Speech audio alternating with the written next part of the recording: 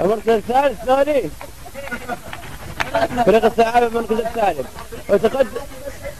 صراحة أهم شيء عندنا تبذيل هذه البطولة وشرفناها صراحة وتشرفنا بقدومك الله يسلمك. هذا رئيس الفرقة. الله يبارك فيك. احنا اخذنا المركز الثاني واحنا كان المركز الاول. البطولة ان شاء الله السنة الجاية. ان شاء الله السنة الجاية البطولة السنة الجاية. زين.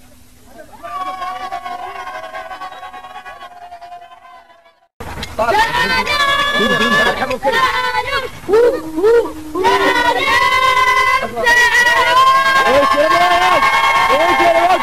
الرفع الكاس